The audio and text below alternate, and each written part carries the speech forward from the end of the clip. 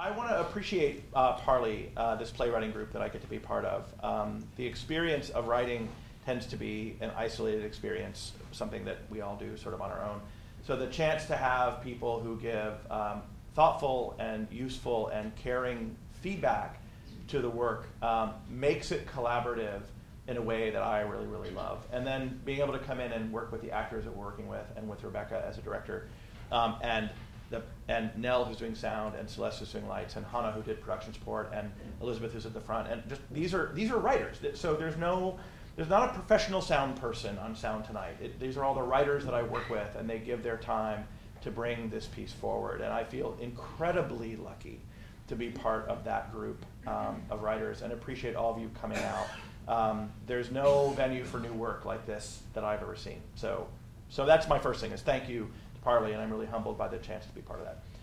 The second thing I want to say, I specifically want to give a shout out to my mom, who's not here, but she'll see the video. Hi, Mom. My mom and I had this, yes, big hand for my mom. Very appropriate. She's going to cry when she watches the video at what just happened, but that's okay. It's a good thing. So my mom and I got this really funny conversation about 55 plus retirement communities in Florida, and she lives in a small community in Florida. This play is not based on my mother at all. Please. She's nowhere in the Mom, you are not in this show. Nowhere in the show. But there's so much that felt important to tell about the story of these characters and in this place, and I had a blast writing it, and I am glad you were here, and I hope that you enjoy No Strings Attached. Thank you. No Strings Attached by Greg Brisendine. It's Wednesday in February in a Florida retirement community called Silver Springs. Silver Springs is self-contained with grocery stores, coffee shops, bars, and restaurants all on the property, and residents get around primarily in golf carts. Scene 1, 7 a.m. Emily, Beatrice, and Devorah are sitting at the coffee shop playing cards. You girls are sharks, I swear. You're not that far behind, Bea. No, you always say that when you're winning, Emily. I don't think I am. Devorah's keeping score, not me, and I think she's winning. Yep, I'm winning. Suck it, ladies. Oh, lovely. Do you kiss your grandkids with that mouth? You only get like this when you're losing.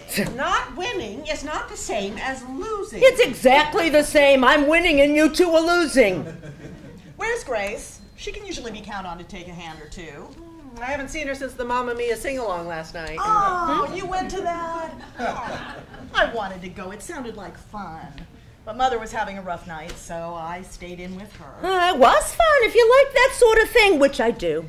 Grace and I normally watch Jeopardy together on Tuesdays, but I didn't hear from her yesterday at all. That seems surprising. I thought you two never missed a chance to listen to Alex Trebek answer inane questions. Well, normally we don't. And I was a little worried, I admit. Well, Grace was at the sing-along last night, at least for a short while. Although I didn't see her leave. I believe I did. Maybe that's why she was late. She was up singing and slept in a bit. Although it's unlike her not to have called me yesterday if she wasn't coming over. No, I'm not sure I know what's like her and what's not these days.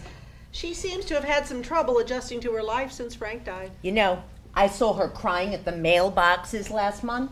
At the mailboxes? Mm-hmm. She was clutching a bunch of mail in one hand, covering her face with the other. I wasn't close enough to hear, but it looked like her shoulders were shaking. I started walking to her to see how she was, but she wiped her face and got in the cart before I could get there. I didn't ask her when I saw her later. Maybe I should have. I wonder if she got something in the mail that reminded her of Frank. Probably. You know, Jason passed. When Jason passed, the strangest things would set me off on a crying jag. I don't think Grace and Frank were all that happy. Yeah, it doesn't matter. You take a thorn out of your foot after 50 years and you're sure you'll be happy the pain has stopped? But sometimes you just miss the limp. That is deep.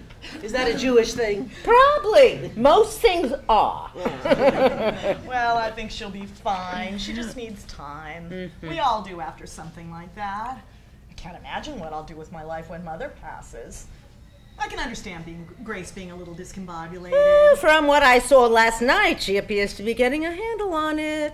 What's that supposed to mean? Well, Morning, girls. I'm sorry to be late. Well, How many hands behind am I? There you are. Devorah's taking our butter and egg money. You're lucky to be late. We can deal you in a hand. Shouldn't we just start over? No. Devorah's winning and won't give up her lead easily. No problem. Just deal me in and we'll see if I can pull off a miraculous win, even being a couple of hands behind. It would be polite to start over, It Devorah. would be polite to be on time. No starting over. It's my fault. Plus, Devorah never wins. What? I won't be the one to stand in the way of a miracle, although I am feeling lucky today, so I won't promise you anything about letting you win. A miracle. Thanks for that. You're chipper this morning. No, what's not to be chipper about? It's a beautiful morning. Yeah, I could use some gloom for contrast. Florida is relentless. You've lived here forever. How are you not used to it? I am, but that doesn't stop me from wishing for more. I'm glad you're feeling in a good mood. I missed you last night. Last night? What was... Oh, no. Oh, it was Jeopardy night, and I completely forgot. Emily, I am so sorry. Oh, that's okay. I'm sure the sing-along was fun. But I'm surprised you forgot. Do you have a lot on your mind lately? Oh, some things, but nothing worth sharing. All right, ladies. Come on, I'm dealing the next hand, so tally up your points, and there's no starting over. Fine, then. Well, since you missed Jeopardy, did you at least enjoy the Mamma Mia sing-along Oh, last night? I did. It was fun. I knew all the words to those songs. I was so surprised what was lodged in my memory once I blew the cobwebs off. Dancing Queen. When I taught Hebrew school, the students used to listen to that music, but I could never get a hang of disco. What? I'm trying to picture you disco dancing, and I just can't. Well, it was never the dancing I couldn't handle. It was the sequence. That's a lovely blouse you're wearing this morning, Grace. It is. I love that blouse on you. Thank you, girls. It's become a favorite. Gem tones look good on you. I couldn't wear that color. I'd look like a corpse, but I knew it works. Where'd you get it? I think Kohl's or Marshall's. I'm not sure. Browns, reds, earth tones, those are the colors I wear. I'm not sure I've seen this one before. Is it new? Not really. A few weeks old, maybe. Well, it's lovely. Nope, I definitely can't wear that shade. I thought that when you wore it last night, too. What? You heard me last night. That's the same blouse you had on last night. Is it? Oh, I was running late. I must have just grabbed the first thing I could reach this morning without paying attention. Uh-huh. Devorah, is there something you'd like to say? Not me. You're no one's fashion police now. Not policing, just noticing. It looked lovely, that blouse, while you were queen of the dance floor. I think the phrase you're looking for is dancing queen. I had a few dances, so what? Well, I had a few dances, too, but I did not have the night you had. Oh, I knew I should have gone to that damn sing-along. What did I miss? Devorah wants me to say that I didn't go home last night. What? You didn't? Good for you! Why are you congratulating her, Grace? What is this about? If you had a date last night, I say it is about time. Frank's been dead long enough. Who was it? I'm not talking about it just yet. No, was it a proper date, or did you just follow someone home? That is none of your business, and it doesn't matter. It should matter. There is a bit of an epidemic running around this place. An epidemic? What do you mean? I'm talking about STDs. Sexually transmitted diseases. Where are you hearing about this? I hear things, and yesterday I heard an association board member saying that they need to have a doctor come and talk to us about STDs because we've had an outbreak. An outbreak? How in the world is that happening? I think you can figure out how it's happening. Well, yes, of course, but I just find it so unlikely. Why is that? We've got 24,000 people here, most of whom don't work and have plenty of money. That, and then the men just kicking off before we do, and the few widowers we have are shooting fish in a barrel. That's a grim image, speaking as one of the fish. Well, it's true. We're all the fish. I watched Fred Durham tooling around on his golf cart last week with a bright green loofah on the roof. I swear he almost hit the curb while he was busy showing off his new teeth that his wife's money paid for. A loofah? Like from the shower? What was that about? I just heard about this. People who are available will hang a colored loofah from their golf cart rear view.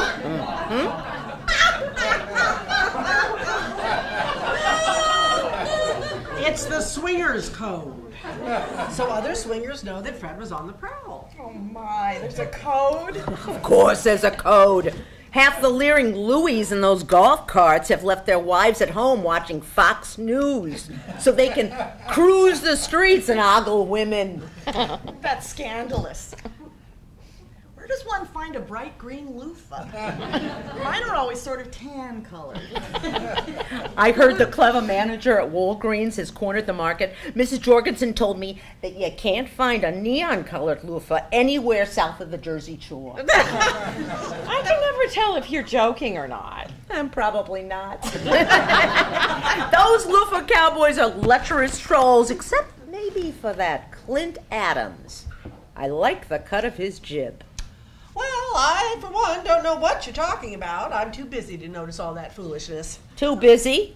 I've seen the looks you give Clint. No, I've had enough boyfriends in my life.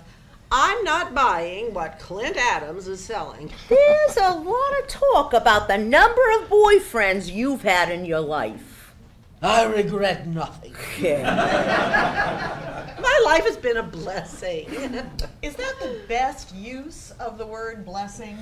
As one who's been blessed, I can tell you that it is. Repeatedly blessed to hear the stories. People in this community gossip too much. Oh, I don't care.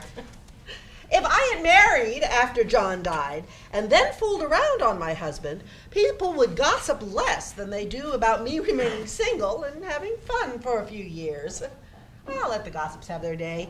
I can recognize jealousy when I see it. I thought John died years ago. He did. Well, okay, a few years, maybe a few decades. I still don't care about the gossips like Mrs. Jorgensen. Grace, where are you hearing about the loofah code? Well, in fact, Mrs. Jorgensen told me about this code. I tell you, it was like seeing a whole new world. Somewhat sordid world, I'd say. Predictable. It doesn't seem sordid at all. Everyone's a consenting adult, and instead of coming on to anyone they meet, these men are just putting a colored loofah on their rear view. It's so civilized. I mean, I've walked around this community for years, and I've never seen this entire other community. I don't know how you could have missed it. All those widows buying up colored loofahs like they were competing for a bouquet at a wedding. Is it just green ones? No, the different colors mean different things.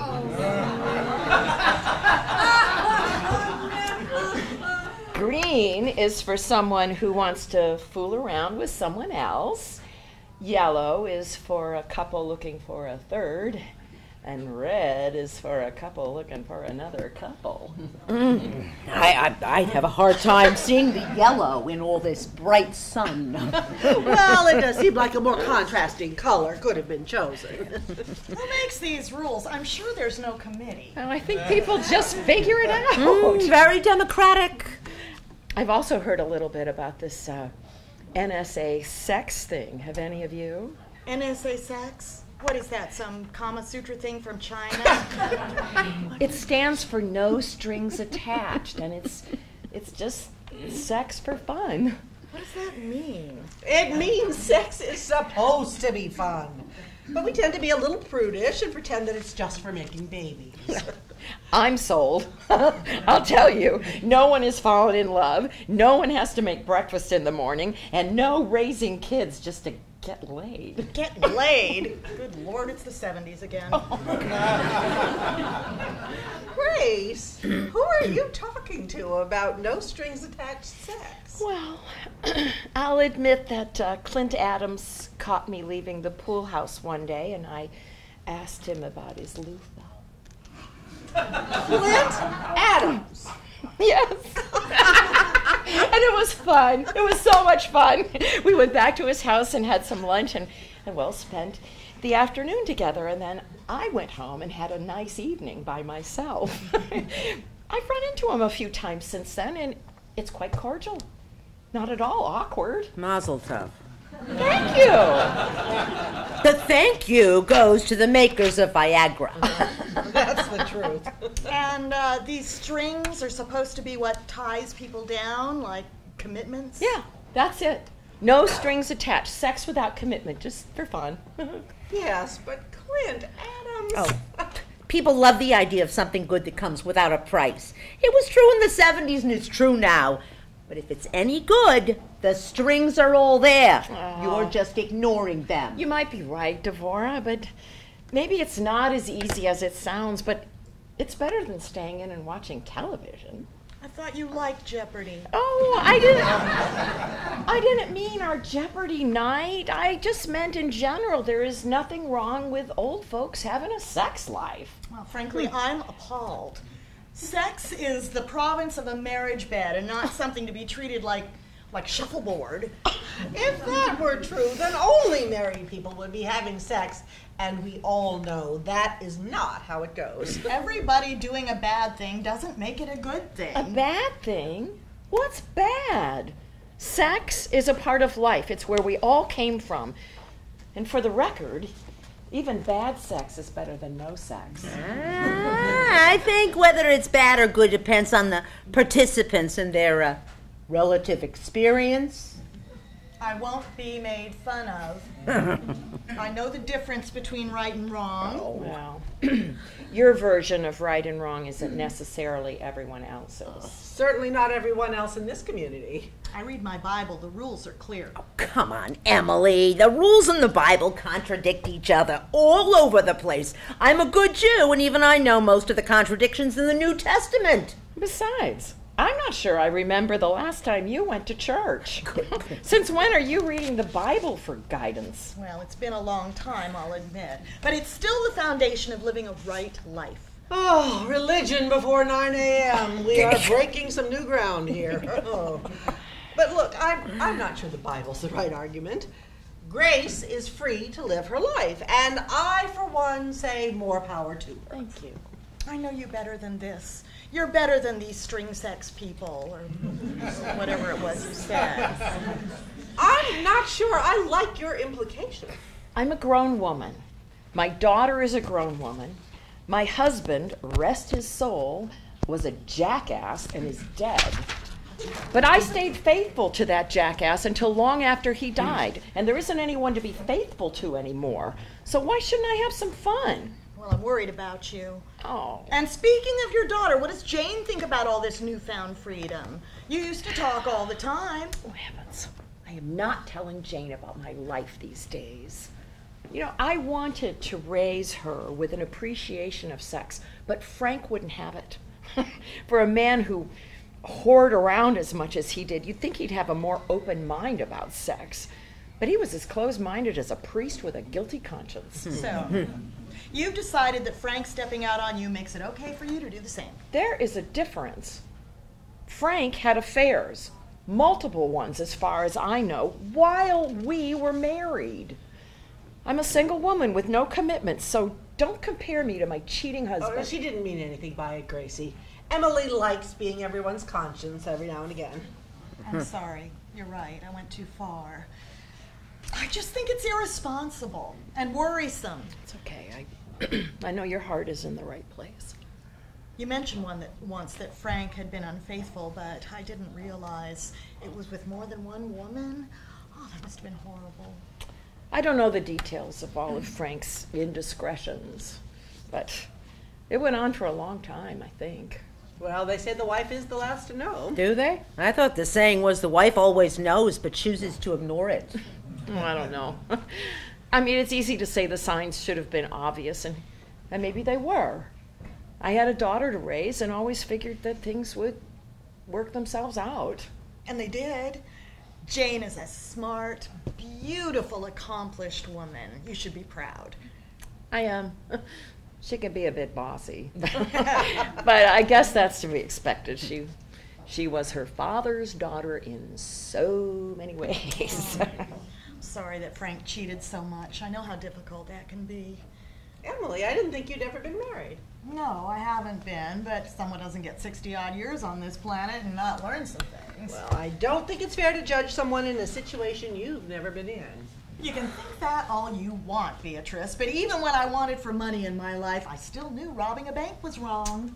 You think robbing a bank and having sex are in the same category. I start to see why you were never married. Make all the gutter jokes you want. I'm comfortable with who I am. And you're no expert on being married, Bea. I had a husband for 4 wonderful years. And I didn't feel the need for another one after he died. Although not for lack of opportunities. I don't think I or my kids suffered. Okay. Now, you two stop it. None of these husbands or kids are here, so let's not argue. You're right. Emily, I'm sorry I picked at you. Oh, that's fine. I don't bruise all that easily. But I do think you should talk to Jane. She's got a good head on her shoulders. About no strings attached sex? I don't think so. She doesn't want to hear about her mommy having sex. Besides, I'm fine. I told you that. Look, I believe in your right to your life. Trust me. But having family to talk to can be a relief sometimes. I mean, my boys are a gift. Although hardly boys anymore. Michael is 40 years old now. Well, they never stop being kids, no matter how old they get. Mine hate that, but it's still true. Yeah, you might be right. I should talk more to Jane. But, you know, she needs time to mourn her asshole of a father. So I've been giving her some space. Maybe I'll call her after tomorrow. Why after tomorrow? I just have too much to do and Jane can wait. What? Does she know about Frank's affairs? I'm not sure. She's perceptive, but no one wants to think ill of their parents. She may also have turned the other way rather than saying anything. I doubt it. Kids don't have as much of a greater need to keep boats from rocking as their parents do. Maybe, but we never talked about it. That might be a way into the conversation about your current life choices. Life choices? You make it sound like I've joined a cult. Well, with a code that involves colored bath scrubbies, it may as well be exactly that. That is just shameful. What? Those loofahs! Those men have too much time on their hands. Grace, I hope you're not going to get a loofah for your golf cart. Oh, we could speed things up with the other Adamses. And Grace could do worse than play that game. I bet she'd outfox all those men who think they're so clever. There are no bath products heading outside of my house, let alone on my golf cart. I just don't think it looks right as The all. loofahs? No, this having relations with no strings. Well, I don't care how it looks. It's my life and nobody's getting hurt. No one that you know about. What is that supposed to mean? Takes two to tango, Grace. Yours isn't the only life in this particular golf cart. I thought you weren't going to put anything in your golf cart. You know, I am tired of this third degree. I gotta go.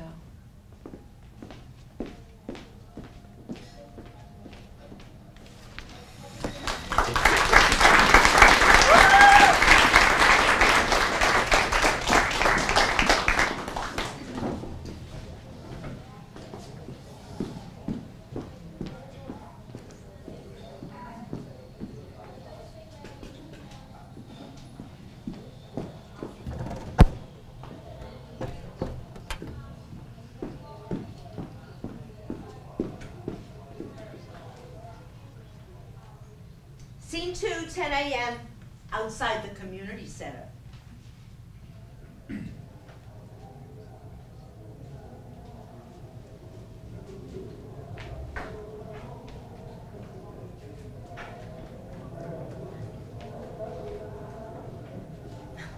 Hi. Are you still upset with me from earlier? No. I know you only mean well. Although you could try being a little less harsh. You're right. That's just my way, but that's no excuse. I'll try to be nicer when telling you that you're messing up your life. Well, that's all I could ever ask. What's this talk called, anyway? Don't forget about Alzheimer's.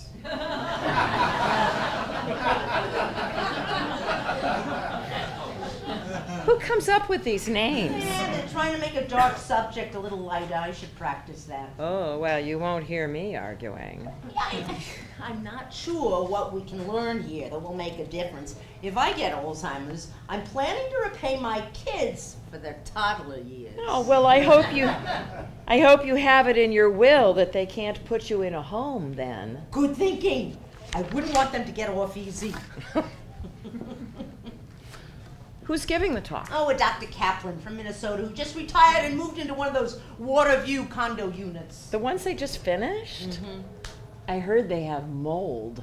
I heard mold, and I heard ants as well. Oh, I keep hearing it's Florida and everybody has ants.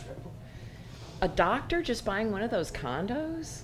He mustn't have been very successful. Oh, contraire, mon frere, he secured himself the penthouse. Oh, there's a penthouse? Apparently the whole top floor. I saw him at the shuffleboard finals, and he couldn't stop talking about how much better the view was from the 15th floor than the 14th floor.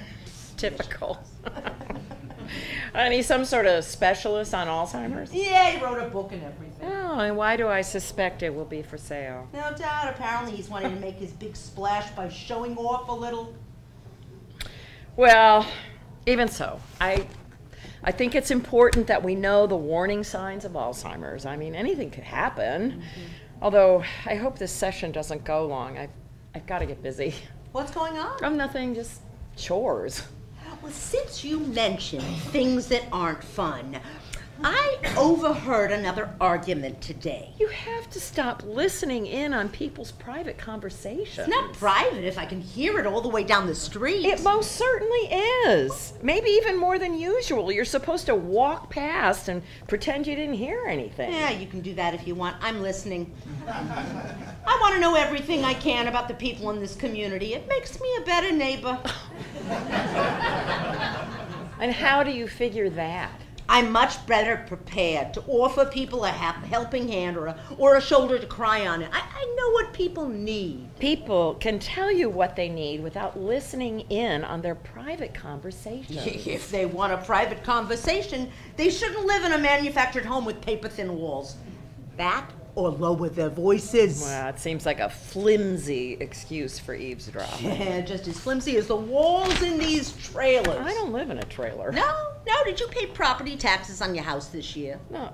Frank used to take care of all that. I'm not sure when they'll come due. Oh, they won't. Not like you think.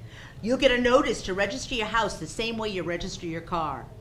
It's a trailer. Are you kidding? No. I'm not. No amount of landscaping or lattice work makes this anything but a trumped-up trailer park. Suddenly, eavesdropping doesn't sound so terrible, does it? Well, it doesn't seem right, but since the harm's already done.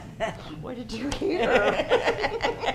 Well, I knew you'd want to know. I wasn't able to hear the beginning, but it appears that the Martins are having some marital troubles. Elwood and Eleanor? Oh, how do you know? What did they say? Well, mostly I heard Eleanor, and she was hot. It appears that Elwood has been making himself available to some of the local widows for some, how shall we say, advanced consolation. What exactly did you hear? Anyone's name? Oh, I didn't, but to hear Eleanor's yelling, Elwood has been keeping company with another woman or two, and people are starting to talk. I gather she found some incriminating evidence when she got back from visiting her kids today. Another woman or two? Uh-huh.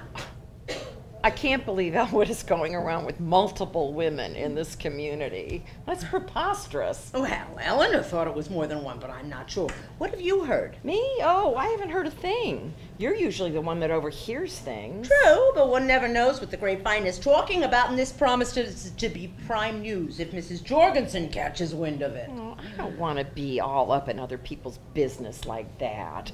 It's mean-spirited. Oh, you mean like we are now? No, this is different. We're just worried about them. Of course. It's different for us. What else did you hear?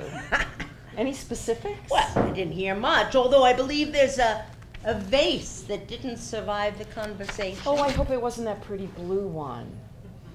You're familiar with the blue vase in the Martins' house? Of course. I've seen it at their Easter open house. We all have. Of course, that's it. Well, I'm sorry for Elwood and Eleanor. I hope they're able to work it out. I just realized I can't stay for the talk, though. I need to go home. Well, hello and goodbye. I thought you were staying for this Alzheimer's thing. I forgot how much I have to do today. I'm behind on my chores. I need to get going. Isn't forgetting the things, what this Alzheimer's talk is all about? Oh, the good Dr. Kaplan will also have a lot to say about kale, I heard. Oh, well, I still can't bring myself to eat kale. So it would be wasted on me anyway. Bye, girls. Yeah. Devorah, I don't think you should be talking about what you heard about Elwood and Eleanor. We'll see you later. Aren't you staying? Oh, no, I gotta go. What's going on with Elwood and Eleanor? What do you think?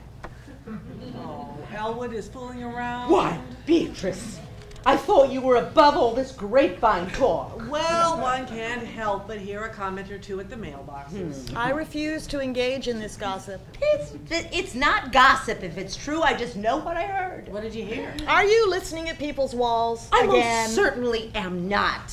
However, I walked down the sidewalk. It's possible I might have my hearing aids turned up.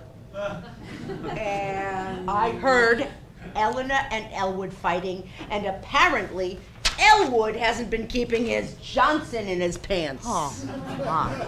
Do you have to be so crude? I call it as I hear it. so what? Another man in this den of iniquity is fooling around on his wife. Marriage is overrated anyway. Not just fooling around with Grace.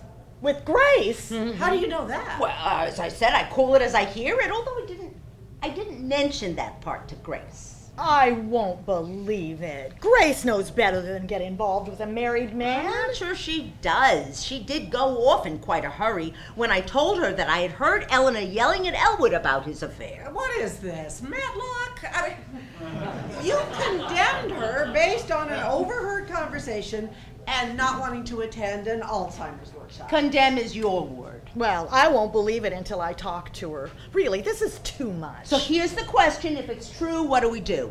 Do? Yes, do. What do we as our friends do for her if she's involved with a married man? Yes, I like this more than all this accusing and talk of condemning. We need to find a way to help. We're speaking of her like she's a mental case.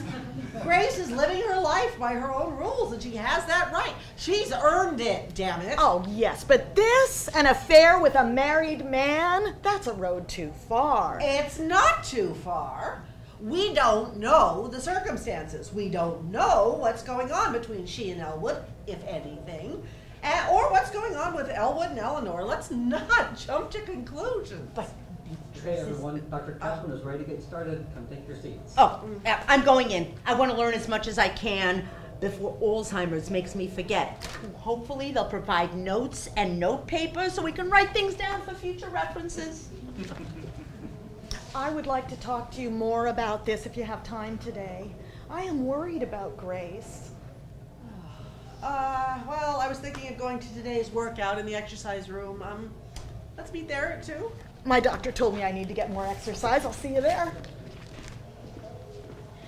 Okay, everyone, Dr. Kaplan is ready to get started. Come take your It's my seats. pleasure to be talking with you today. Let's start with a question. By a show of hands, who among you has made a questionable decision ever in their lives? Thanks. That questionable decision has gotten more common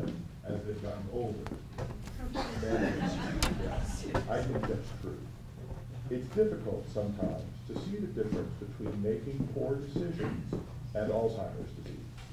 Today, we're going to talk about some of the differences and some of the telltale signs of Alzheimer's disease.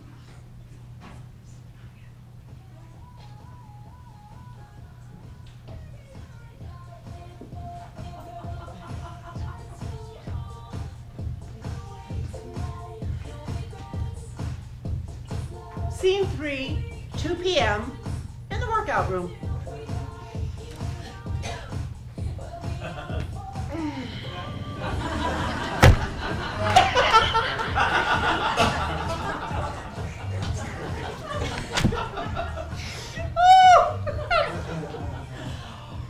Good heavens, but that's colorful.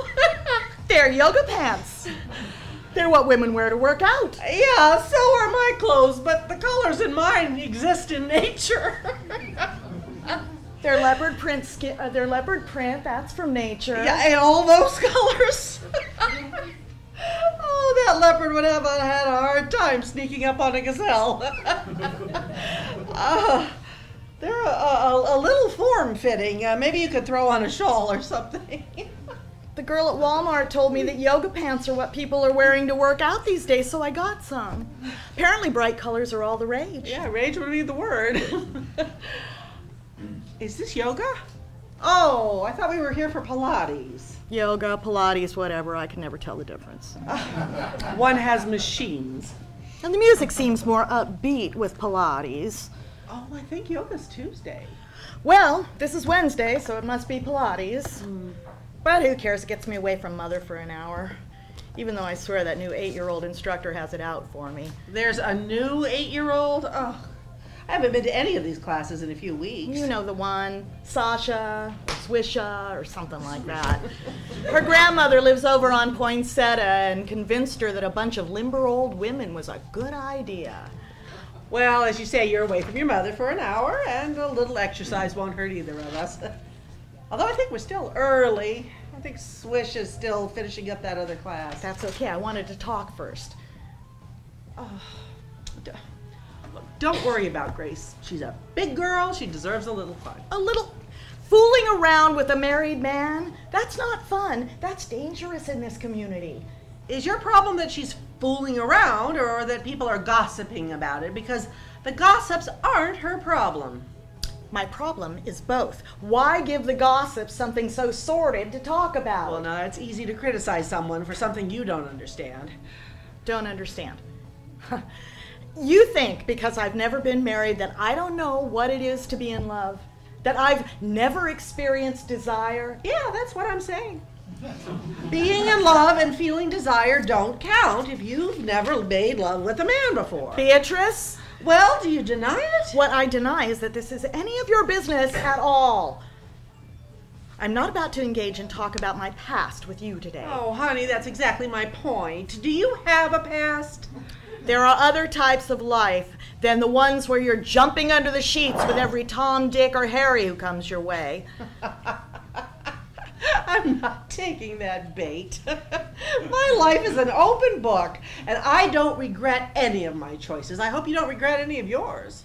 What exactly are you implying? Oh, my friend, I'm implying that you have been a devoted and selfless daughter, and you've looked after your mother for many long years, to the detriment of your own personal life, some would say. Nonsense. Mother is my personal life. She has led a remarkable life, and getting to remember it with her is a gift. Which is exactly my point. You should be remembering your own life, not your mother's.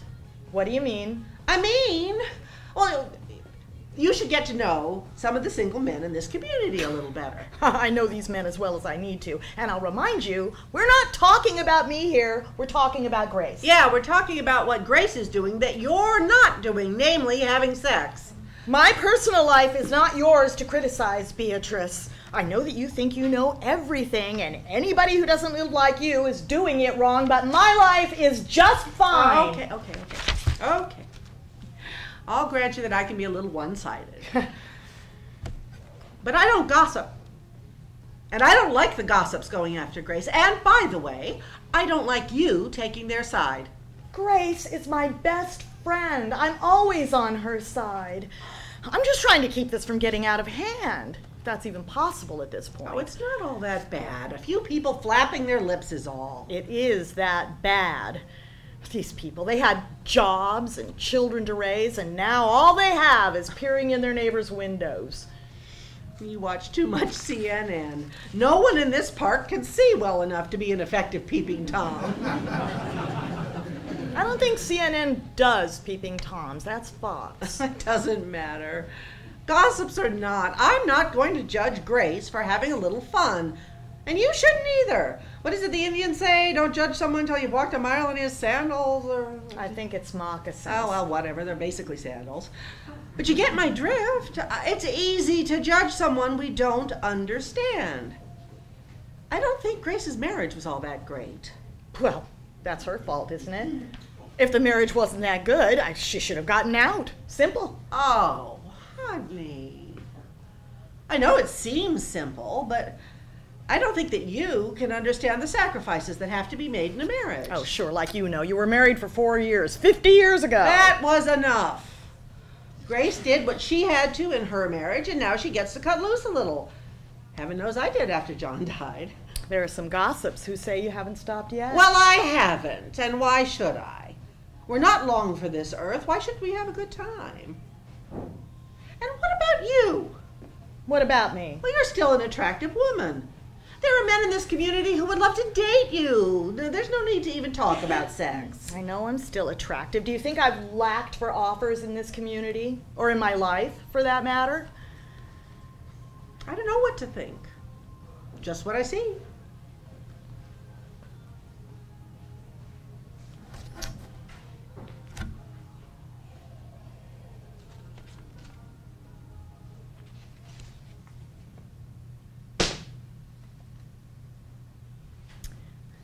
This is Mother. Told you she was a looker. I get my looks from her, for which I am grateful. I love that picture of her. She was just 25.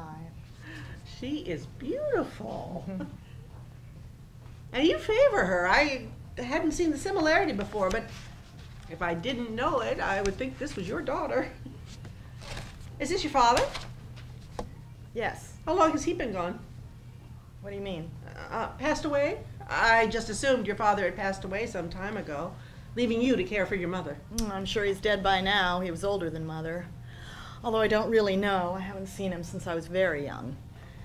Oh. I'm sorry. I didn't know that he left you two. That must have been hard.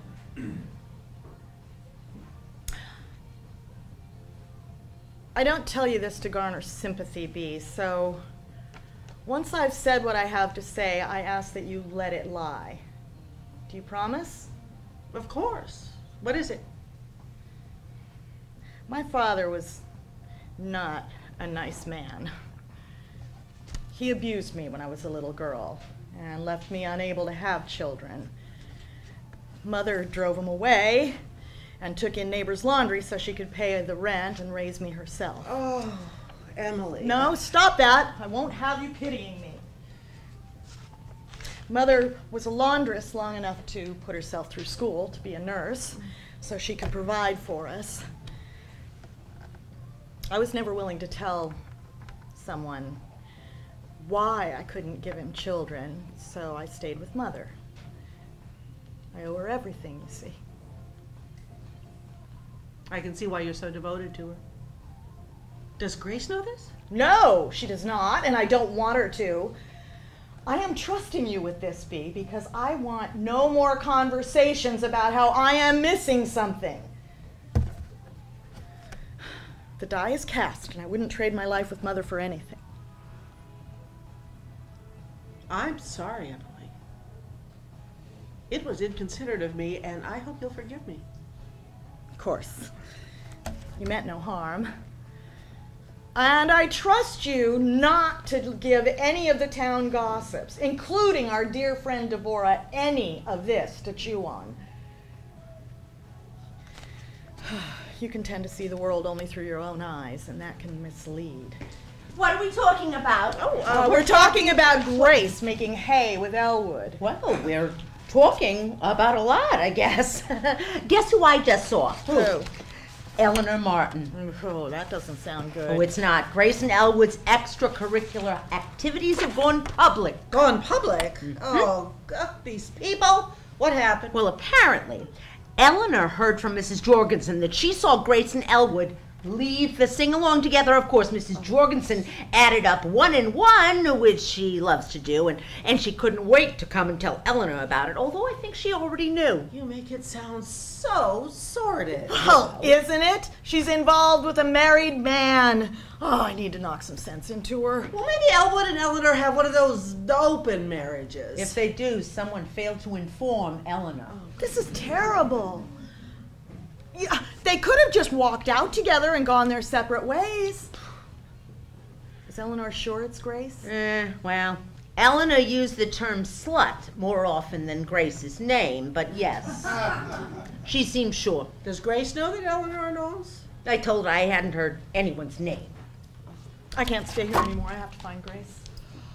Yeah, I think this is best friend territory. I'm staying here and finishing the class. Oh, Swisha stares at you if you leave early. I'm staying too.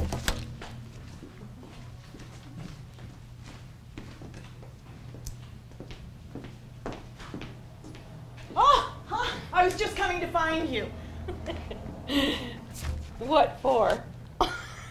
I was just on my way to check my mailbox. I need to talk to you about this disaster. What disaster? Grace, people are talking about you. Gossip about me? Oh, I'm not sure I care. Well, apparently Eleanor does. You spoke with Eleanor? What did she say? No, not me. She spoke to Devorah. It was pretty predictable. She says that you've been, well, having a time with her husband. Grace, is that true? Has this no-strings business gotten you involved with Elwood? I guess it was inevitable. I've gone out and had some fun these past few months with Frank gone. But it's not like that anymore. Elwood and I have fallen in love. I'm not proud of getting involved with a married man, I admit. You know me better than that to think I just fool around like that. Forgive me, but before the love part, isn't fooling around exactly what you were doing? No, Elwood and I have felt a connection for a long time now.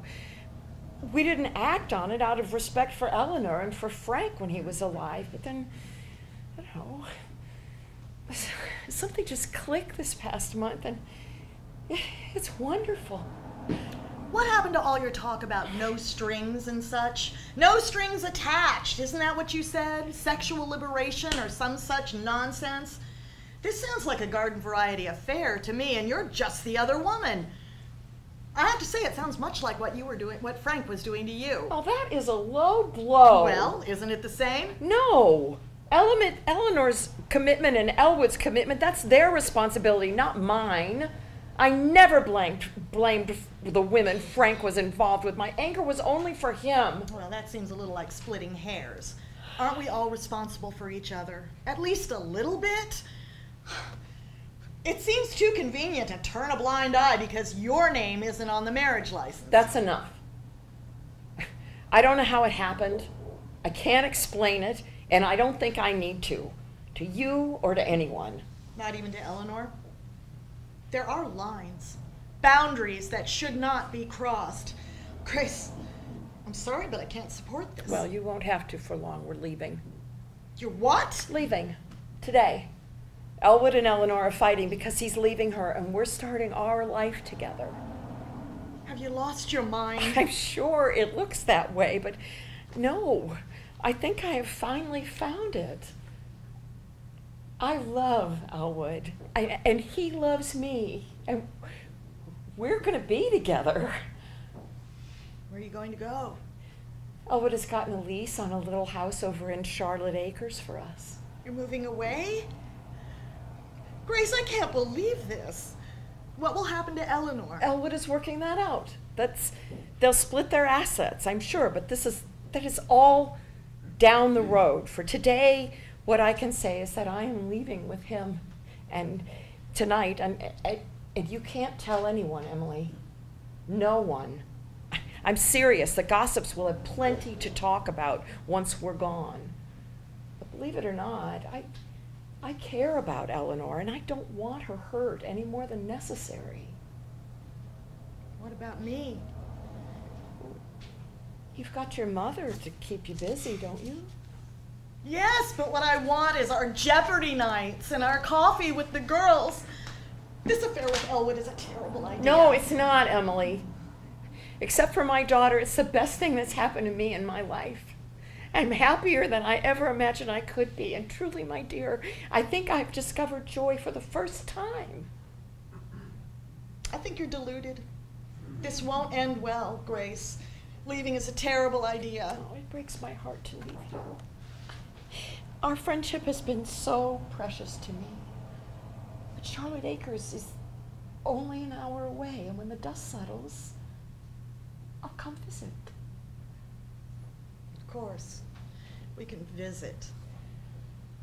I'm sorry. I have to continue packing. Promise me you won't tell anyone? Not even Devorah and Bee? I know they want what's best for me, but I think a quiet departure is what's best. I don't think anything can be best in this situation. But I promise. Thank you, my dear friend. Okay, I gotta go.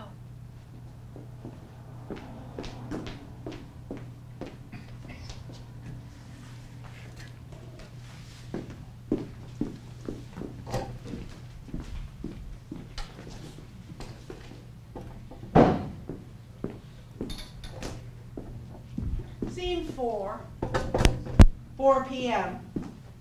Grace's house, which is in disarray. Grace is packing.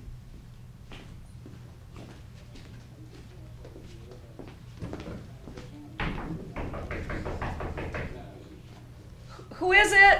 It's Devorah. I need to talk to you. Okay, I've got a lot to do. Can I call you tomorrow? I thought you weren't going to be here tomorrow. Keep your voice down, for heaven's sake. Okay. I don't think anybody heard me, but it won't matter in a few hours.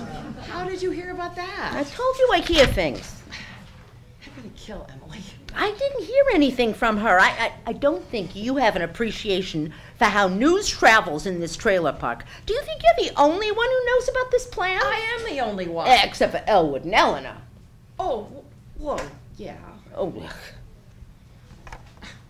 Is Eleanor talking? can you blame her? Oh, I suppose not.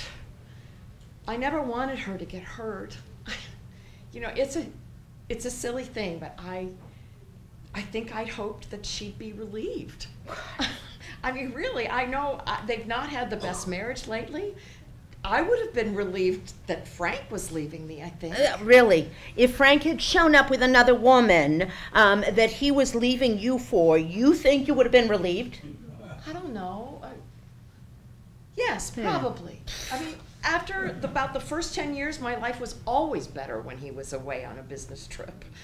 Although, I don't think he ever had to be away as much as he said, and, well, maybe his life was better away from me as well. I don't buy that. None of us wants control of our lives taken out of our hands. Maybe if you had made your own plan to leave Frank, you'd felt some relief, but not if he left you. You don't know what it was like, Devorah. Horrible. Horrible arguments about insignificant things, long silences that hurt for a few years and then they felt like normal. Telling yourself you were better off not knowing. I know better than you think, Grace. I thought you and Jason had a good life. At the end we had a good life, but the path to it was no walk in the park. My greatest sorrow is that Jason died just as we were working out the worst of it. Well, yes, it's those things you said. That's what it was like. I mean, I'm lucky, I know. Frank never yelled at me in anger or raised a hand to me or Jane? Yes, you're lucky for that. We both are. But that doesn't mean I wouldn't have welcomed the chance to get out of it. Oh, no. If Frank left you, it would have felt like the last in a long string of insults. That's what Eleanor is feeling from Elwood, I suspect. You may be right, but no, I can't worry about that. What? I have put my life on hold too long. I'm not letting this chance for happiness go by. Eleanor will be fine, I hope. She's got her grandkids. Soon to be your grandkids, too. What? Oh. I hadn't thought about that. Step-grandkids, I suppose. What do you think Anastasia and Amy will think of that? You know, I don't know. I'm not thinking about any of the grandkids just now. There's time to work all that out later. I think Eleanor's thinking about it. Well, she'll work it out. She'll see. I'm sure it eventually will, but she's not letting go easily. Oh, good heavens. How much have you talked with her today? Eleanor and I are friends. She knows I'm your friend as well, but she needed someone she could talk to. Good for her. I mean, everybody needs somebody to talk to. Indeed. And your and Elwood's affair isn't all I heard from her. Good heavens, what else? I don't think it's my story to tell. Devorah! You can't start something like that and then not tell me. Spill it. Well, apparently Elwood has seen his doctor. Well, so what? We all see doctors all the time. Not for this we don't. At least I don't. Don't say another word. I don't want to hear it. Don't you think the whole story is important? There is no whole story. Elwood and I are in love, and that is all that matters. Really? I don't think I believe that even as a schoolgirl. Well, it is all that matters. I've been denied a loving relationship my whole life. I will not let this pass me by this Sometimes time. we just have to play the hand we're dealt. We find a way to be happy about it. Play the hand I was dealt. Huh? A philandering husband. A man who had mistresses, one-night stands, even whores. You know, no thank you. Discarding wasn't an option, so I waited until I could draw another card. And now I have, and I intend to play that card. So, how's that? Do you hear yourself? This is not a Lifetime movie of the week. Do you know what Elwood learned at the doctor today? Nothing. I'm sure it was nothing. Elwood is fine. He doesn't think he is. He's pretty scared. Elwood is HIV positive. You heard me. Elwood is HIV positive. Elwood does not have AIDS. Oh, you're too much of a gossip, Devorah. Don't you say that. I didn't say AIDS. I said HIV. It's a virus that causes AIDS. I know, you know what HIV is. I watch the news too, but I don't believe it. It's certainly easier not to believe me, but I don't think Eleanor would lie about this. Eleanor told you about this? Oh. And how does she know? Elwood's doctor would have kept that private. How do you know she's not just making that up to bring a wedge between Elwood and me? She didn't tell me about Elwood's HIV infection first. She told me about her own. Eleanor is HIV positive? Yes. She wasn't feeling well while she was visiting her kids, so she saw her gay son's doctor, who apparently checks HIV as a standard test. You do know what to think. You need to get yourself checked for HIV. If Elwood has it, oh, I'm so sorry for being indelicate here, but you two have been involved, so you might have it too. You probably got it from Eleanor, don't you think? I mean, I wonder where she got it. I hear it can be caught from blood transfusions. Grace, I can't believe I'm hearing this.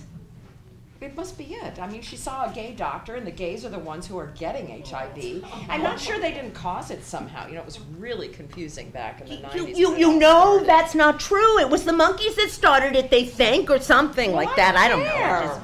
It came from somewhere. Eleanor got it from somewhere and gave it to Elwood. Unless Elwood gave it to her. Oh, that's ridiculous. Elwood hasn't been fooling around. How do you know? He was willing enough to step out on his marriage with you, and probably you are not the first. Oh, I won't hear this. This is not as sordid as some trashy novel with betrayals and diseases. Grace, you need to see your doctor. Stop saying that. There is a good chance you're infected, unless that is you've been using condoms. I don't like this talk. I can't believe it. You should get used to it if you're going to have an open sex life. No, of course, we did not use anything like that. Why should we need to? No one was getting pregnant. And besides, who cares? Sure, I'll see my doctor. Why not? It won't make any difference. It won't make any difference. No. If you're infected with a life-threatening virus, that won't make any difference. Why would why would it make a difference? I saw a special on TV. People with HIV are living normal lives. They just take a pill or some pills. I can't remember. A cocktail, I think I heard them say. Yes. And people take pills to keep from getting diseases. This particular disease is one I suspect you don't want. So maybe I'll have to take some pills. So what? I take a fistful of pills every day for things that killed my grandparents. We all do. Add another pill to the pile. Life goes on. This is not the same as all those other problems. Isn't it? You know, my doctor told me 20 years ago that if I didn't lose weight, I'd make myself diabetic. I knew the risks, but going out to eat was one of the things Frank and I still enjoyed. So I made poor decisions when I knew better, and lucky me, forgiveness came in the form of a tiny white pill. A few too many slices of pie isn't the same as contracting a sexually transmitted disease. I think it is.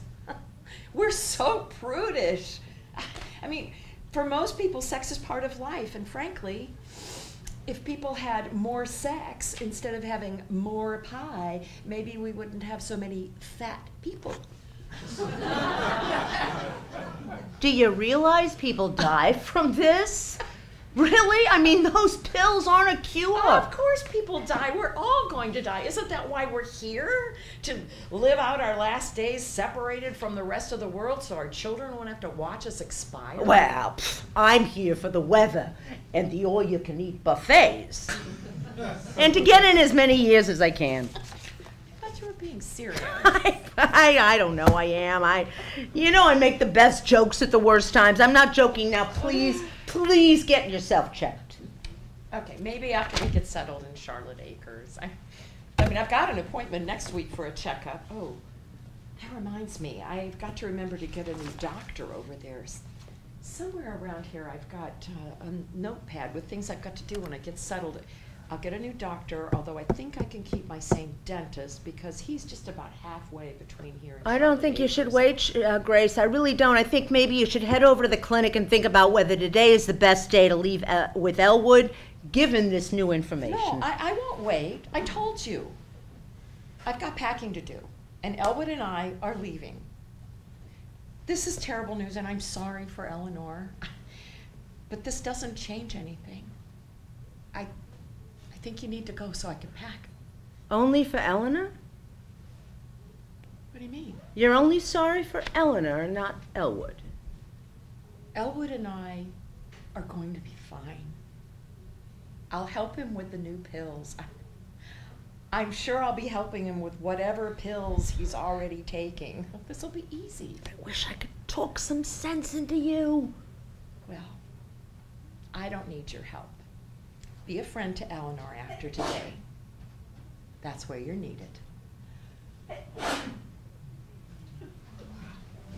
Scene 5 p.m. by the pool in the shade. I need to talk with you. Hold on, I'm almost done here. What are you doing? Hold on. Beatrice, I need to talk with you. Fine. I was failing pretty miserably anyway. What were you doing? Oh, the art magazine has a quiz this month. Is your smartphone smarter than you? Huh? How'd you do? I'm not sure. I don't understand the questions. God. Oh, well, computers are going to take over someday anyway. Might as well be today. What's so urgent? It's Grace. She's leaving. Leaving what or whom? Us. This. She's leaving Silver Springs with Elwood. She's leaving with Elwood? When did this happen? Apparently some time ago. The two of them have been planning, and today's the day. She's leaving today? Yeah, they've got a house in Charlotte Acres. Elwood's breaking the news to Eleanor right now. Charlotte Acres? Isn't that the place that had that alligator on the golf course last month? Which of these trumped-up trailer parks hasn't had a local alligator? Alligators everywhere, I guess. Okay. Grace and Elwood are leaving. Well, that'll be the scandal of the day for 3 or 4 months at least, I'm thinking. So what's the urgent need? We have to do something. Why? Are you kidding? This is a disaster, and we're Grace's friends. We owe her our help. Does she want our help? Well, she didn't say so precisely. What did she say precisely? Precisely, she wants us to be happy for her newfound love. That seems like the best option. I'll go for that. Beatrice! Well, Devorah, I'm sorry. There's nothing to be done by us here. I mean, any damage that has been done, any damage that can be done has been done. I mean, do you believe that if we talk to Grace and we tell her that she shouldn't go, that everything will be okay? I think it's a start. Well, it won't. There'll be months of gossip and speculation. Widows will be ostracized more than usual for a while. Then the snowbirds will go home, and next January we'll start the cycle all over again. What do you mean widows will be ostracized? How often have you been invited to dinner by couples? I don't know. I spent a lot of time with lots of friends in this community. Yeah, but couples. How often are you invited anywhere with a couple? I don't know. How is this relevant? Because it's the law of this particular jungle. Married women guard their husbands against the herds of eager widows roaming the streets. Every time a man hangs a loofah from his rear view, the blame falls squarely on the woman he pursues. You're saying that a woman like Grace who gets involved with a married man shouldn't be held responsible? No, that is not what I'm saying. But I am saying that I have lived single in this community for more than 10 years, and women like Eleanor Martin conveniently ignore the loofah hanging from their own husband's rear view, but they can't be bothered to give me the time of day. So I'm reluctant to go far out of my way to preserve their sacred marriages. Beatrice. Think about it. How often did we see Grace before Frank died? Well, we saw Grace all the time before Frank died. Compared to now? She has more time on her hands now. That's why we see her more. I know what I know. And it's not because she has more time on her hands. I love Grace dearly, but when Frank was alive, she avoided single people as much as any other couple does. I'm not sure. Well, I am. The couples in this community treat single women either like outcasts or predators. I'm frankly a little happy to see their perfect lives turned over a little. Oh, don't get me wrong. I don't wish ill will on Eleanor or Elwood, but they've not gone out of their way to worry about me. Yes, I can see how couples stick together, but Beatrice, that was the case long before I moved here. Jason and I had single friends, but our lives, I don't know, they just, they fit better with friends who were married. It wasn't that I feared my single woman friends being around Jason. Yeah, maybe not then. But as we get nearer to the grave, I think we cling closer to the things we can't take with us. Like Eleanor holding on to her useless husband. Okay, don't do it for Eleanor. Do it for Grace. I told you, Grace is fine. She and Elwood will work it out, or they won't. I'll be here for her either way, but I won't stop her from living her life. There are extenuating circumstances here, and I don't think we can ignore. Such as what? Such as Elwood being HIV positive and infecting Eleanor with HIV as well. What? Oh, that's terrible. How do you know this? I spoke with Eleanor and she told me. Damn it. Well, this does change things. What about Grace? That's what I'm talking about. Grace refuses to get herself checked out. Well, she should have herself checked. That does seem important. Yes, it's important. More important than choosing to go off with Elwood when he's just found out his own HIV status, and Grace doesn't know hers. And Eleanor, too. Yes, Eleanor said she tested positive, Oh, goddamn Elwood for not being more responsible. too.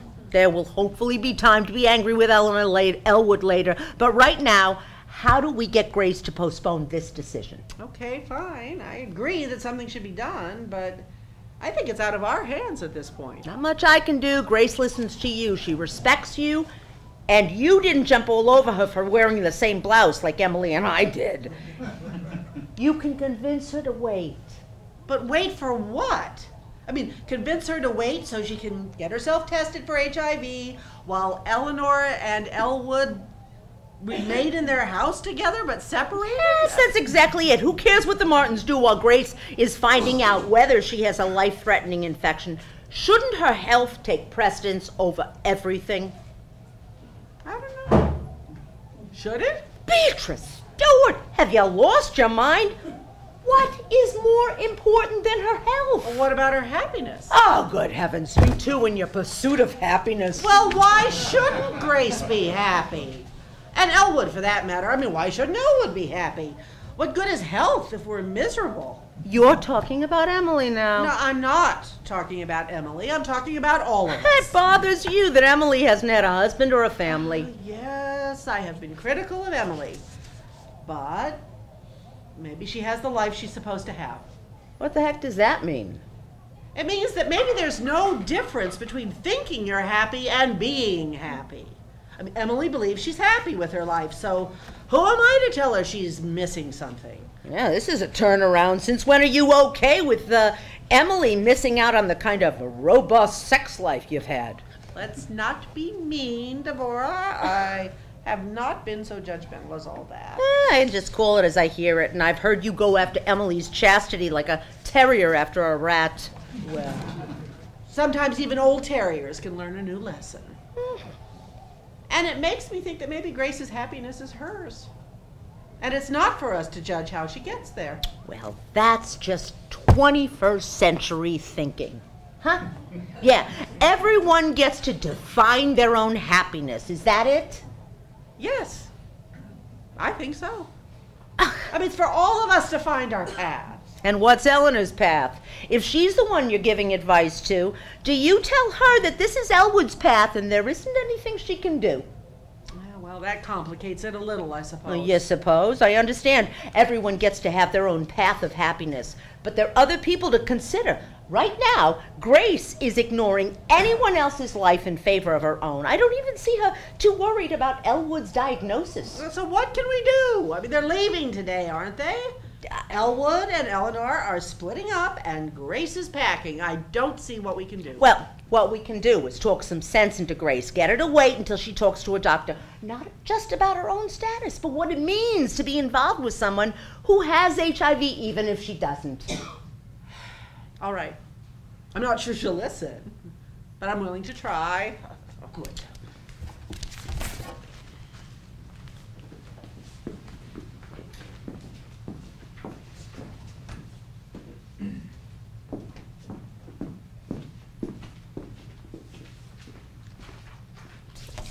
Scene 6, 6 p.m.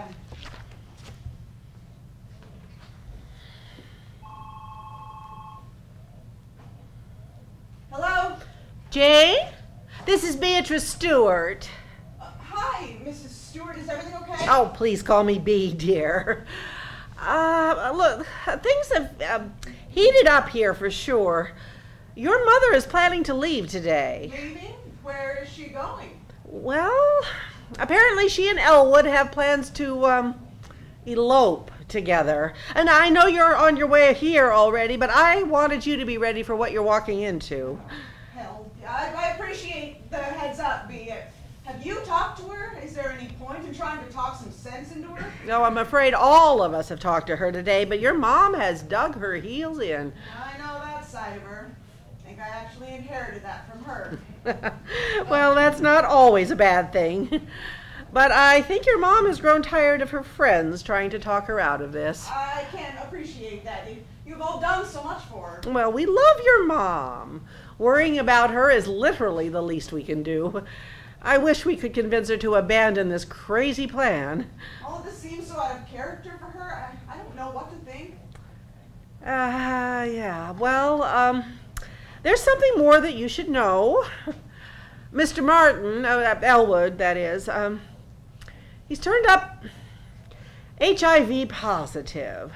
Now, our focus today has been to get your mom to get herself checked out in case she's caught it. Isn't all that great in the car? Did you say that Mr. Martin found out that he's HIV positive? Yes, dear. That's right.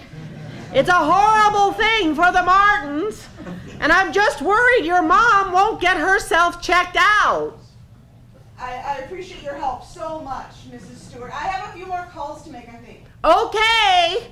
Well, now don't get yourself all upset while you're driving. Be sure to pull over. Now, that's what they keep telling us. I definitely will. I'm in Georgia now, and I expect to be in Silver Springs at about 11 p.m. tonight. My best advice is not to try to talk to Mom anymore and try to convince her not to do this. We can all help best by being a united front. I agree, dear. I'm sorry for it, but I think we've done all we can at this point. Thank you for everything, Mrs. Stewart. I'll see you in a few hours.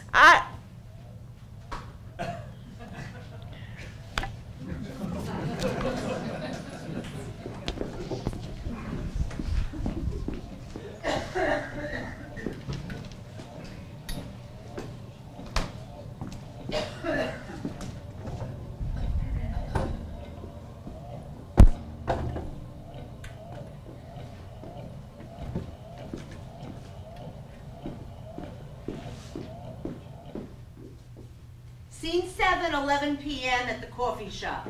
The stores have long since closed and the streets are empty.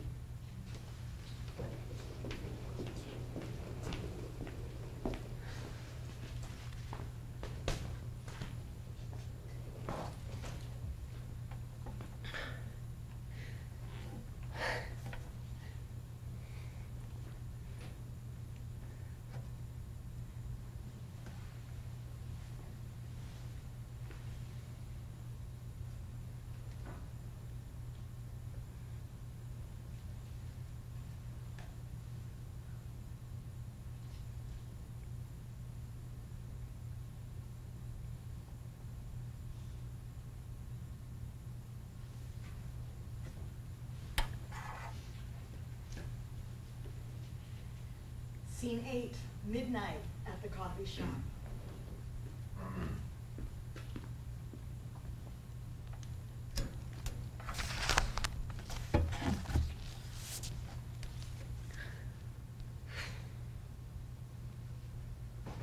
I'm a fool.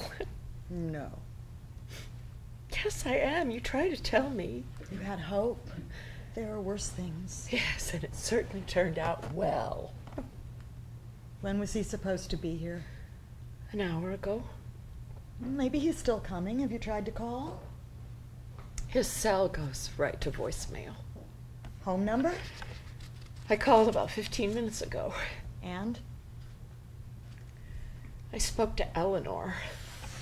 Ooh, how was that? Oh, horrible. Oh, God, it was so horrible. Was she cruel? Not at all. Well, you said it yourself.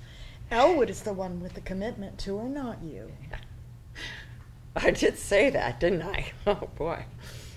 That was certainly convenient. How so?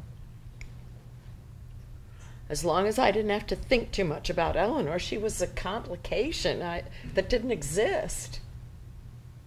Listen to me. A complication? I am thinking of Elwood's wife, my friend, as a complication. How should you think of her? Not as a complication, but as Elwood's wife. Thank you for not throwing this in my face. Oh, I wouldn't do that. You know that. I know, and I don't deserve it. Oh, come on, give yourself a break. We all make mistakes. Yeah, we make mistakes, but is that what this is, Em? Of course. What else? How did you two know that I would be here? Eleanor. Oh.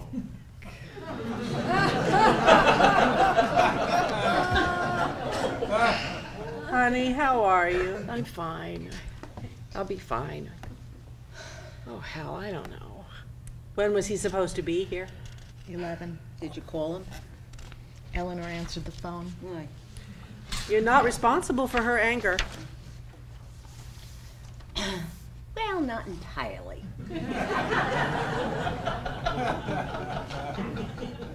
She wasn't angry. How is that possible? I'm not sure. I was ready for anger. I had my defenses all worked up. What did she say? She laughed at me. She what? Has she gone a little, off? No, Eleanor hasn't lost it. Has she, Grace? No. What are you two talking about? This wasn't the first time. For what? I feel like this is Grace's story to tell. Honey? Well, this wasn't the first time Elwood has fallen in love and made plans to leave Eleanor for another woman. Are you kidding? As it turns out, no. According to Eleanor, as he's gotten older, it's apparently gotten worse. This is something that gets worse? This falling in love with other women and then dumping them? It is for Elwood. He flirts, has secret trysts, makes plans to leave, and then confesses everything to Eleanor, begging forgiveness. And she forgives him. So far. How many times are we talking about here? I'm lucky number 7. 7 times? 7 times he has cheated on his wife, led another woman to believe he was running away with her, and then confessed everything to his wife so he could stay with her? B, I am beginning to see what I'm missing out by not being there. He didn't lead me on. I did this. Being caught in the lies of a con man is nothing to be ashamed of. I barely had to lie. I wanted it so badly to believe that this was real, that I would have told myself the lie if he hadn't. I mean, maybe I did. Oh, there are worse things than to hope for love. No, and Emily said the same thing. Smart woman. You should listen to her. What will you do now? Is spontaneous combustion an option? Probably not, but I understand the desire for it. Then I have no idea. Mom, here you are. I've been waiting at your house for an hour. Jane, what in the world are you doing here? I am trying to find out what the hell is going on. Why haven't you answered my calls? Did you call? Oh, I can't work that darn phone. I'm sorry I missed your calls, sweetheart. I just took a magazine quiz about how our phones are smarter than us. It's true. That's right. Mom, I've been leaving you messages for 3 months. Well, I've been grieving. I needed some space. I figured you needed space, so I just left messages. I wish you had listened to them. What did they say? That I loved you, that I miss Dad, and I wanted to talk to you about it, that I needed my mom. I'm sorry. I looked on Facebook and I knew you were okay. I mean, busy as usual. I mean, I could see everything was fine. You seemed to be handling your grief pretty well. Because my life looked okay on Facebook. That's not the place I'm going to look to for support, Mom. But I'm lucky I have Mark and the girls, so it's not me we're talking about here. I've been fine. It's been an adjustment, but I have good friends here, and I'm sorry you worried and felt you should drive all the way here, but right now is a bad moment. So, can we talk tomorrow? I assume you're settled into the guest room. I can be home shortly. Did you know that you missed Anastasia's birthday last week? Did I? Oh, Janie, I'm so sorry. I thought it was next month. I'm not getting many things right these days, am I? I hope that's not why you came all the way here. Did you bring the girls with you? No, they're at home with Mark. I didn't have time to organize a big visit, so I drove alone. Oh, that is too far to drive in one day. Where did you stop? In Georgia? No, Mom, I am not going to talk about the drive. What the hell is going on? I'm living my life, Jane. Badly, as it turns out, but it is my life nonetheless. Jane, your mom just got dumped. Maybe you should go easy on her. Dumped. I don't suppose it matters if you know. I was supposed to leave Silver Springs tonight with Elwood Martin. Not surprised. I spoke with Mrs. Martin yesterday. Eleanor Martin called you?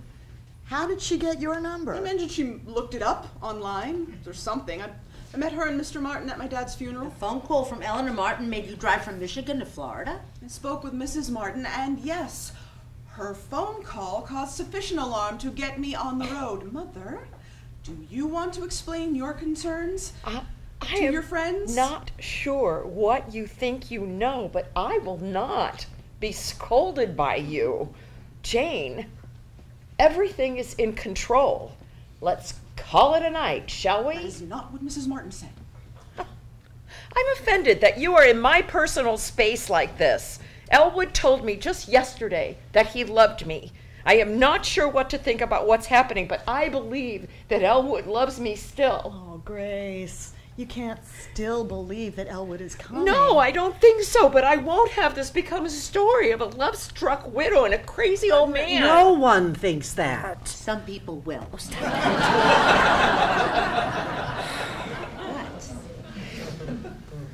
What I know is that I love him, and he loves me, and we were going to leave together. In the middle of the night. Well, we were hoping to avoid making a scene. As it turns out, I made one anyway. It could be argued the scene's been played out all day. I don't think that's helping. Your mom made the horrible, horrible mistake of falling in love. We should all make similar mistakes. Thank you. Everyone, it's the middle of the night. We should just all go home, and this will look much less dire in the morning. Jane's been driving all day, and I'm sure she's exhausted. We're just trying to help you. Well, you can help in the morning. Let's go home, honey. Actually, we're leaving, Mom. What? Right now, you and I are leaving. We're staying in a hotel a few miles away, and then we're going to get an early start. You're crazy. I am not going anywhere.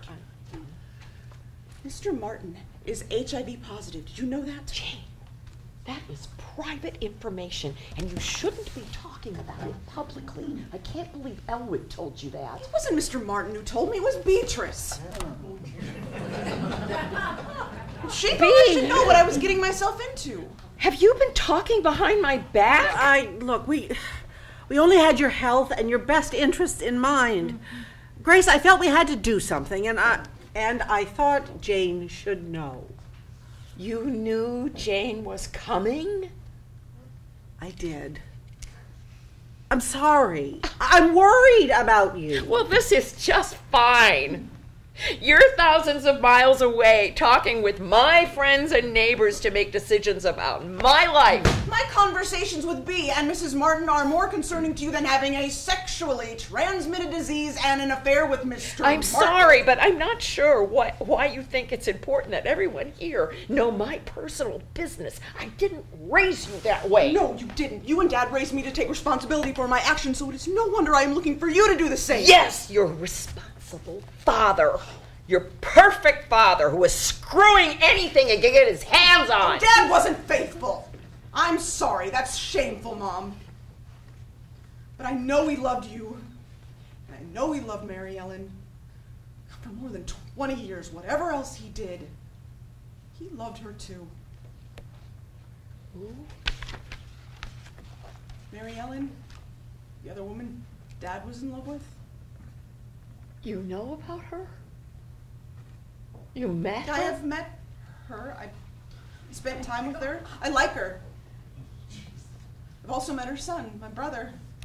half-brother, I guess. So what? She's a better mother than me? Is that what you No, I don't think she's saying that. Of course not. Mary Ellen is very nice, but she is not my mom. She is not who I needed to talk to about my dad's death. After we buried him, he betrayed you, and I am so sorry about that, but he was my dad, and I miss him. Well, of course you do. But right now, we need to get on the road. Glad you're packed. Let's go. I'm not going anywhere, Jane. Go home. I want you to go home. Not without you. Now, Jane, I mean, maybe this is a little hasty. I mean, this is Grace's home now, and we're looking out for her. I appreciate all of you being such good friends of my mother's, but I am afraid she hasn't been honest with you. Or with Mr. Martin, which is more important. What does she mean? It doesn't matter. It's no one's business. I'm not standing here for this. I'm going home. You haven't been taking calls from Dr. Craig's office? Patricia from Dr. Craig's office called because she couldn't find you. It's my private business. I'll have that quack's license. That quack was your friend and your doctor for more than 30 years. I don't care. Patricia's crossed the line. I will sue her. She said the pharmacy has been mailing your prescriptions every month for the past 6 months, but now 3 months ago, they started being returned after someone wrote refused on them. Patricia thought you must have moved and forgotten to tell them. It's none of her business. She's a terrible busybody and thinks she can just muck about at other people's business. She had the right address. Why have you been sending back your medication? What medication? I thought you got all your medications from your doctor here. I do. I was getting a vitamin pill from Dr. Craig, and when I didn't need it anymore, I stopped accepting the packages. It wasn't a vitamin. It's a medication called Truvada. Mother, do you want to tell your friends, these women who have looked out for you and defended you? Jane, this is starting to feel a little bit like a witch hunt. Why are you hounding your mother like this? Yes, Jane. This is unseemly. I insist that we go home and deal with all of this in the morning. What if the Martins learn everything and decide to press charges? Is that possible? It might be. God, don't recommend you wait until the morning to find out. What you've done might be against the law. This is so ominous sounding. What are we talking about? Nothing. Nothing at all. We'll work it out in the morning. Jane, let's go. Girls, I'll call you from the hotel in the morning. Okay, yeah.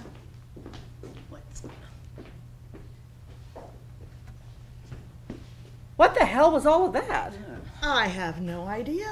All of a sudden, Jane was talking about the law? Did you hear the name of that medication? What? Well, the medication Grace was refusing. Did you hear the name? Oh, it was something started with True? Oh, I thought so. Truvada. What is this medication? You know it? What's it for? It's a treatment for HIV infection.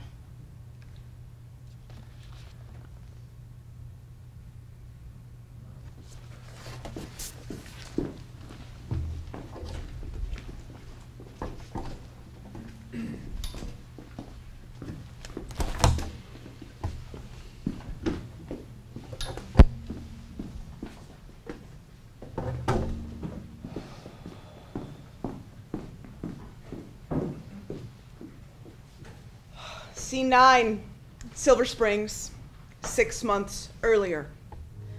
It's at my dad's funeral, and it's August, and the air conditioning is not keeping up with the heat.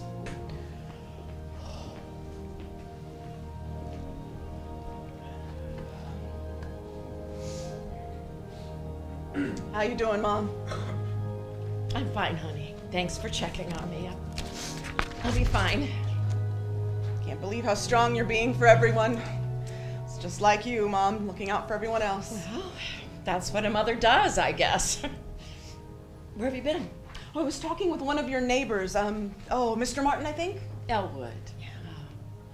He and his wife have been good to me these past weeks since your father got sick. His wife said hello while Mr. Martin and I were talking. I don't remember her name. Eleanor? Yeah, she makes a mean lasagna. It has cottage cheese in it instead of the other Italian one. You know, she says it's the same as cottage cheese, and it's so much cheaper. She gets it off brand.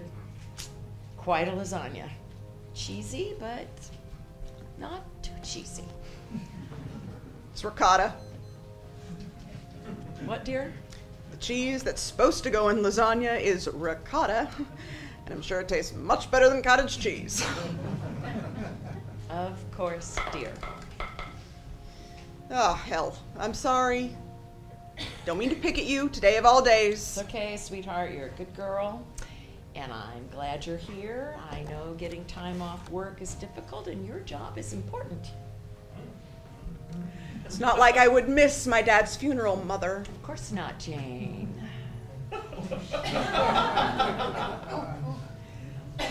I know today is a tough day, but I need to talk to you before I go home tomorrow. Yes, dear. A tough day indeed. What do you need to talk Oh, about? don't worry, it can wait until tomorrow, but I wanted to be sure that we get a few minutes before then. What is it? We're stuck here till visiting hours are over, and I have talked to as many neighbors as I can stomach for one day. I swear, all these retired people with nothing else to do but be in each other's business wears me out some days. I thought you loved it here. Oh, it's fine. I'm just not feeling charitable today. I'm sorry. What's on your mind? Well, I was wondering what's next. For who? For you. What are you going to do now? What do you mean I'm gonna go home? Oh, thank God. That's great. Mom, I definitely think that is the best thing, to just come home. Wait, come home? Do you mean back to Rochester Hills? Oh, yes, that is home, isn't it? No, not for me, it isn't. My home is here in Silver Springs, you know that. Your dad and me sold the house when we came here 8 years ago. There is no home for me in Rochester Hills anymore. But I'm there and your granddaughters are there. Don't you want to be there to see Amy and Anastasia grow up? It'll just be better for everyone if you just came home. I'm not sure it would be better for me. I miss you, and I do miss those girls, but this is my home now. I know it's a burden for you Mom, guys no, to it is come here not and a visit burden, me, Mark. And I love leaving Michigan to come to Florida once or twice a year. But the girls, well, they're getting older, and it's tougher to bring the whole family. Besides, you're not getting any younger. Who's here to take care of you now that Dad's gone? Are you under the impression that your father was taking care of me? No, Mom, that is not what I'm saying. I'm just saying that being on your own is not easy for anyone who's older. Old. Old is correct. And I'm still not moving back to Rochester Hills. But Mom, what if you fall, or what if you get sick? So what if I do? There are doctors here, just like there. Do you want me to sit around in a dark apartment during another Michigan winter, waiting to be struck down by some terminal illness? I have come to love sunshine in January. You won't catch me dead back in that snow and gloom. Well, what about the springtime? Oh, you always loved gardening. Think about having your hands dug down into a garden again. I always hated gardening. But it was the only thing I could do outside every now and then. Before I had that garden, you know, I used to try to sit outside once or twice on a nice day, but your goddamn father would have no idle hands in his house. You know, that rule wasn't just for you kids. I know, Dad could be difficult like that, but your life can be whatever you want it to be. No gardening. My life is what I want it to be. I'm here with other people my age. We think alike, and I like that. What does that mean? Well, just that we grew up in the same time and remember the same things, and I've come to enjoy people who understand me. Don't I understand you? Oh, of course, honey. I didn't mean you. Look, everything is good here. I'm healthy as a horse. Look how Dad's death came so suddenly. What if something like that happens to you? You could drive yourself crazy with what ifs. The world is an uncertain place. I'm just saying that I just lost my dad. I cannot possibly lose you. And too. is he really that much of a loss? What? Nothing, I'm sorry. It's nothing. Dr. Craig told me that being angry with someone who's passed is to be expected even under normal circumstances. Is Dr. Craig here? I haven't seen him since I was a kid. He and Patricia were here earlier. I think they've left. He's retired, and he insisted on coming to the hospital when your father was admitted after the heart attack. Daddy was admitted. I'm sorry, Mom. I thought you said he died suddenly. He was in a coma, and they admitted him, and he didn't wake up, so it's all the same. I wish I had been able to see him before he died. He wasn't the dad you knew. You're better with the memories that you had instead of those in the last couple of days. Are these not normal circumstances? What? You said, Dr. Craig said being angry was normal under normal circumstances. Oh, I don't know what I was talking about. I go through waves of anger for your dad. Is that why you said he wasn't much of a loss? Probably. I don't know, sweetheart. There's a lot to process. Can imagine. God, no, I can't. I can't even imagine what it's like to process living alone after all this time. Oh. You know, it isn't bad. Just, your father and I didn't have the easiest relationship. You must know that. Oh, I know. It didn't get any easier after we moved here. He and I both had our separate friends, although we did things with other couples. I don't mean to imply that we were strangers to each other. I mean, after so much time, there's a comfort. Yeah. There's a comfort to being together. And I'll miss that. I miss that already. But I'm looking forward to some time alone. I won't lie. I'm sorry, Mom. I'm sorry I wasn't more of a shoulder for you. It's okay. It never affected how we felt about you. It just affected how we treated each other. Mom. Oh my God, Mom, did Dad hit you? No. Oh, for heaven's sakes, he wasn't around enough for that. Well, that's not really reassuring. Well, I guess I'm glad things never got to that level. He cheated a lot, but no, he never hit me. Cheated? Like with another woman? Countless, as far as I know. How did you find out? Oh, it was there if I chose to look closely enough. You're not married 50 years without looking the other way once or twice. I just know that not all his business trips were paid for by his company. It must have been hard for you, Mom. I'm sorry.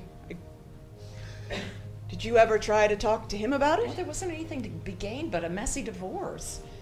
And I didn't want to put any of us through that, so I looked the other way, thinking he'd outgrow it eventually. Did he? No, he did not. And you wouldn't believe the excuses he came up with to leave me here while he gallivanted around the country.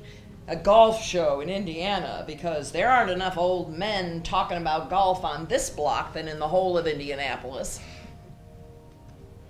I don't know what I thought, Mom, but I didn't think about how much Daddy's traveling must have hurt you. Oh, Janie, I'm sorry. I'm rambling on about your dad, who's just in the other room in a casket. I know you loved your father, and he loved you so much. He was so proud of you. And Aunt Anastasia and Amy, they were just a bright light in his eyes. Please forget what I said. Today should be about remembering the good things. It's okay, Mom. I know. Oh, I knew Daddy pretty well. As you say, it was tough not to notice some things. But he was a good dad, and I miss him just worried about you getting sick or having something happen while you're so far away. Don't worry, Jane. I'll be okay for a while at least. What is that supposed to mean? I wasn't going to tell you this, but I've talked about his affairs, and it seems like maybe you knew your dad better than I thought.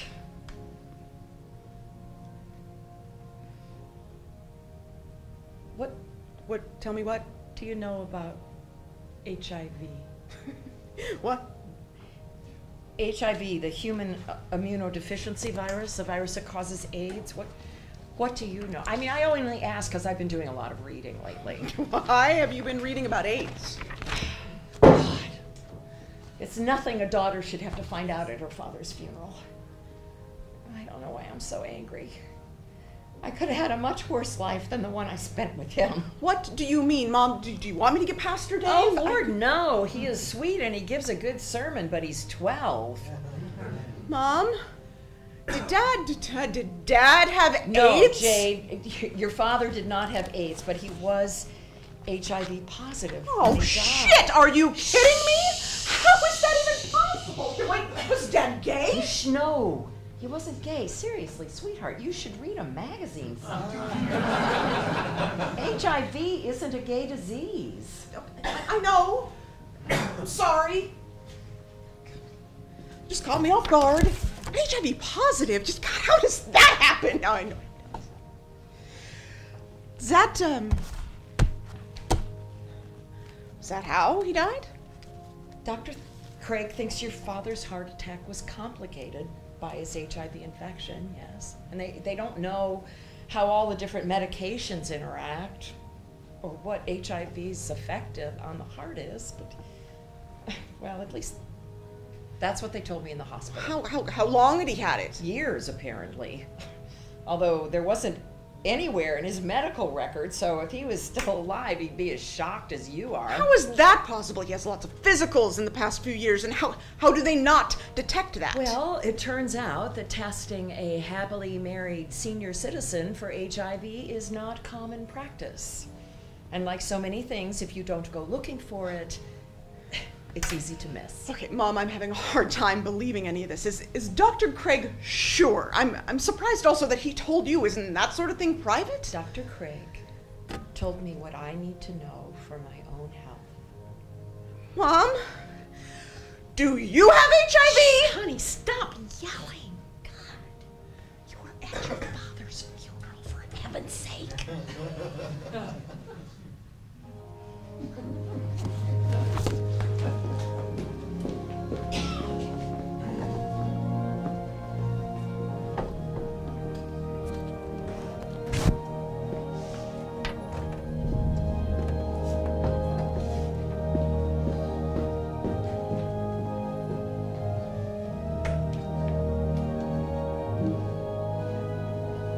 Scene 10, present day, the morning after Grace and Jane have left. Emily, Beatrice. And Devorah. we're at the coffee shop. Thank God. Oh, I don't know why I never get any better at this game. Winning isn't everything. Easily said when you're losing. I think this more is the time before I win rather than the time I'm losing. Whatever gets you through. Does anyone need coffee? Aren't we going to talk about it? Talk about what? You know what? Yes, I suppose I do. I haven't heard from them yet this morning, and I'm not sure if I will. Grace may be too embarrassed. That seems like an appropriate reaction. Well, I won't judge her. You didn't have any hesitation yesterday. Yes, well, maybe I realized it's easier to be judgmental than it is to be sympathetic.